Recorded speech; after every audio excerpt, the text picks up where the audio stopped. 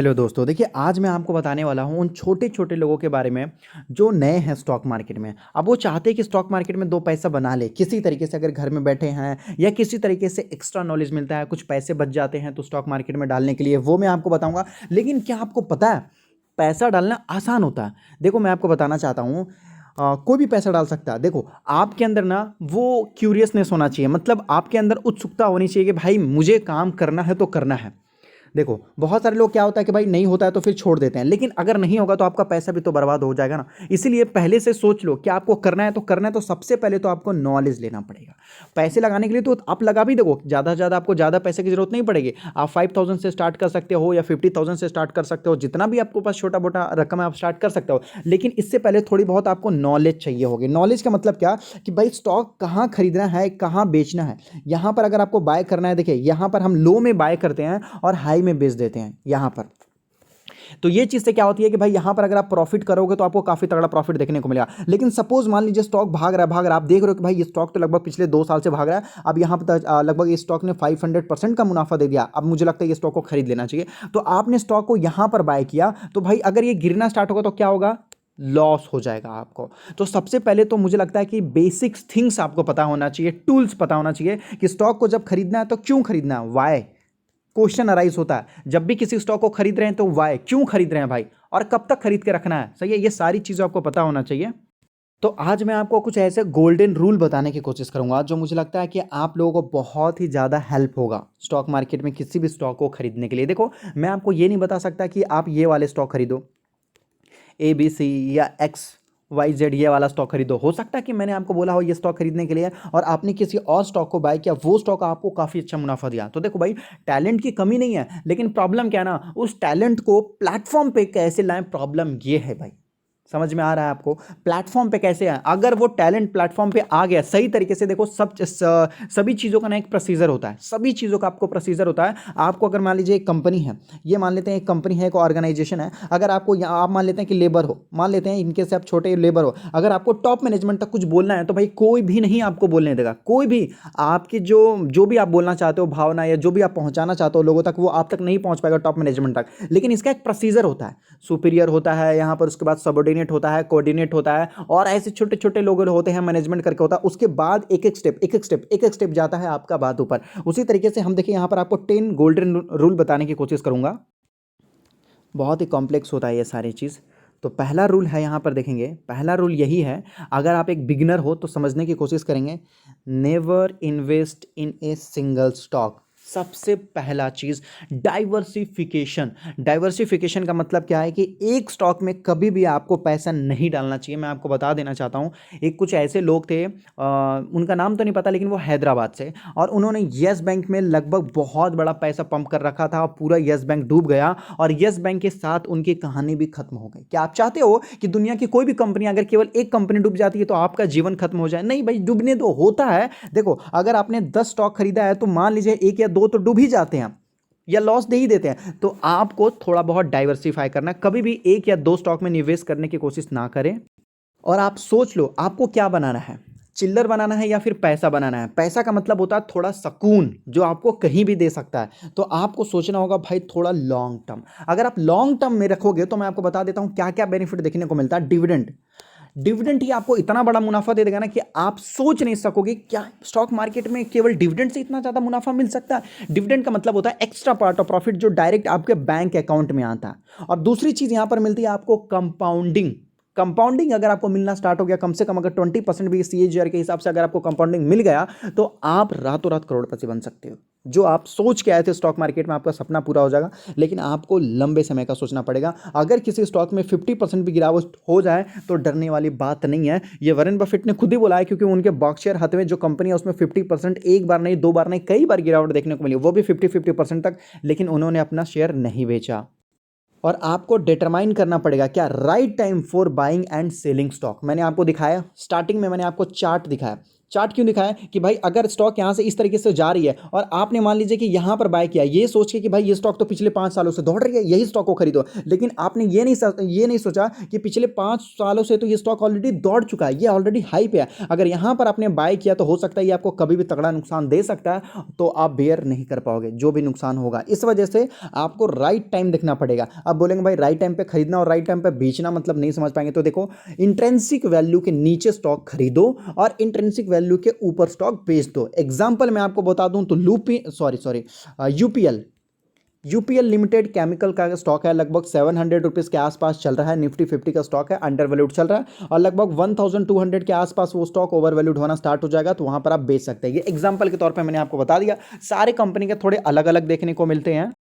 और उसके बाद स्टे लिक्विड, आपके पास ना थोड़ा कैश में पैसा होना चाहिए। ऐसा नहीं है कि मान लेते हैं कि आपके पास 1 लाख रुपए थे, अब 1 लाख रुपए में से आपने क्या किया, सारा पैसा डाल दिया। आपने ये सोच के सारा पैसा डाल दिया कि ज़्यादा प्रॉफिट मिलेगा, लेकिन स्टॉक मार्केट कभी ऐसा नहीं होने देता है, कभी भी ऐसा नहीं होने देता। देखो जो लोग सोच समझ के चलते हैं ना, वही लोग ज़्यादा बेनिफिट करते हैं। जो लोग अंधा हो जाते हैं, मतलब उनको सही तरीके से दिखाई नहीं देता कि आगे क्या रास्ता है, बस उनको पता है कि भाई देखो मैं आपको बता दूं, ये देखो ये रोड है, और मानता हूँ कि आप बहुत ही ज़्यादा एक्सपर्ट हो, या मान लेते हैं बाइक ड्राइव करने में या फिर कार ड्राइव करने में बहुत ही ज़्यादा एक्सपर्ट हो, इतना ज़्यादा एक्सपर्ट हो कि आपको ऑल ओवर इंडिया में कोई भी आपको मान लीजिए कि ये नहीं कर सकता, आपको हरा नहीं सकता। लेकिन मैं आपको बता देना चाहता हूँ कुछ ऐसी चीज़ें भी होती हैं जो नेचुरल होती है, अनसर्टेनिटी होती है। हो सकता है कि एक्सीडेंट हो जाए आगे वाले की गलती से, आप कार लेके सही जा रहे हो, लेकिन हो सकता है आगे वाले ने सडन ब्रेक मार दिया तो आप जाके उसको ठोक दोगे, है कि नहीं। तो इसीलिए मैं आपको बताना चाहता हूं, एक्स्ट्रा प्रोटेक्शन के लिए आपके पास थोड़ा बहुत लिक्विड कैश होना चाहिए। 1 लाख रुपए है तो हमेशा 25,000 अपने पास बचा के रखें, यह आपको बहुत ही ज़्यादा हेल्प करेगा आगे बढ़ने में।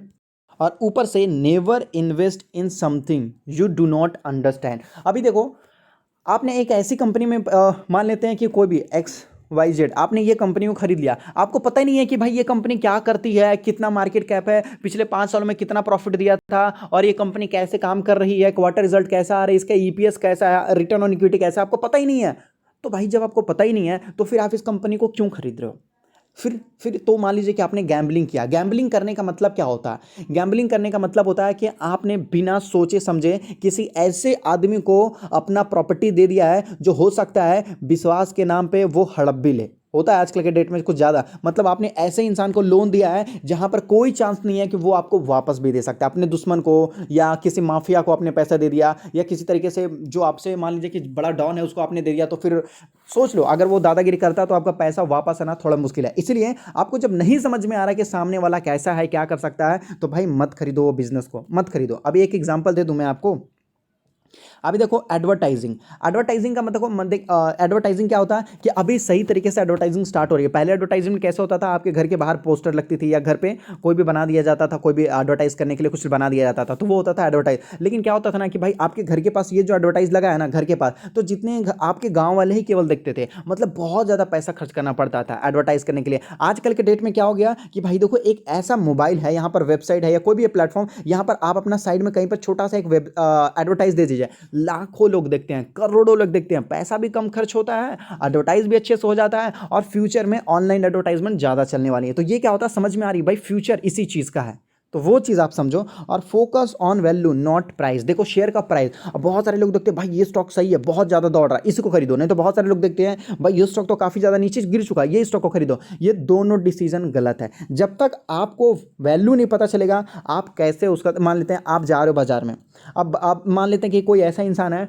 मान लेते हैं कि उसका 20,000 का सैलरी है, 20,000 का सैलरी है, और वो मार्केट में गया, देखा भाई वहाँ 5 करोड़ की कार है, भाई उसको बहुत ज़्यादा पसंद आया। लेकिन क्या इसके लिए ये वैल्यू सही है? जो 20,000 रुपीज़ का ये करता है, 20,000 रुपीज़ का बंदे का सैलरी है, और वो 5 करोड़ का मान लेते हैं कि कार खरीदने जा रहा है, क्या ये वैल्यू सही है?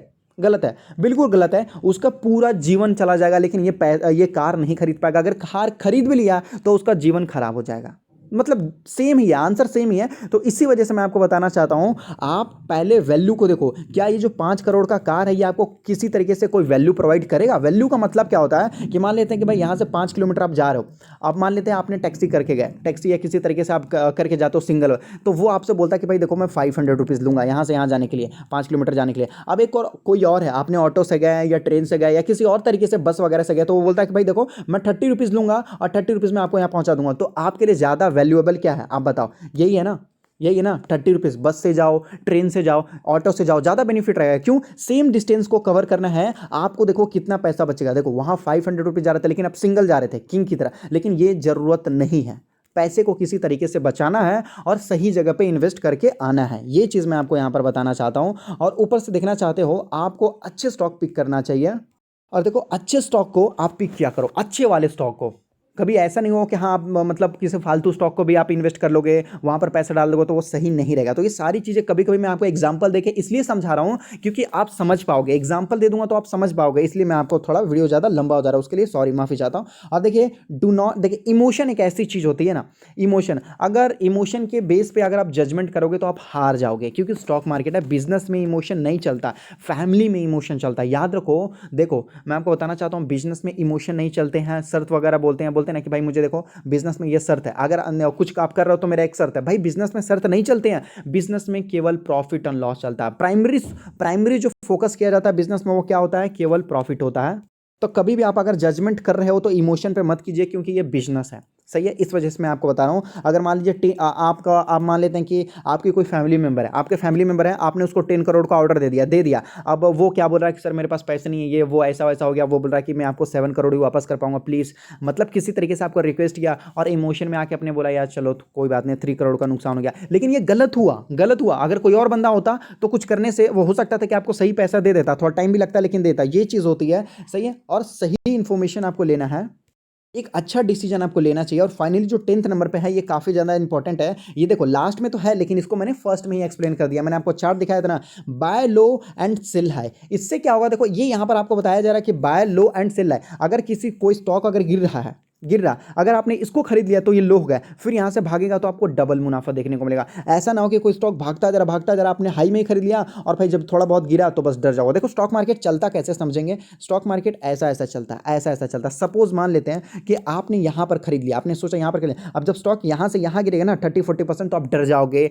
माल बेच दोगे। लेकिन फिर उसके बाद ये स्टॉक भागना स्टार्ट कर देता है। इसीलिए बोलते हैं लोग कि लंबे समय में इन्वेस्टमेंट करोगे तो थोड़ा डिसीजन आपका सही रहेगा। फिर आपने यहाँ खरीदा कि हाँ भाई स्टॉक भागने लगा, फिर गिर जाएगा। तो ये स्टॉक मार्केट का चाल होता है। स्टॉक मार्केट कभी भी स्टेट नहीं चलता है, याद रखो। तो कभी भी कोई चीज में अगर गिरावट देखने को मिले तो आगे हाथ बढ़ाओ। अगर स्टॉक जल्दी भाग रहा है तो मैं आपको बोलूंगा थोड़ा रुक जाओ धीरे धीरे। तो ये 3 चीजें हैं मेरे हिसाब से जो थोड़ा इंपॉर्टेंट है।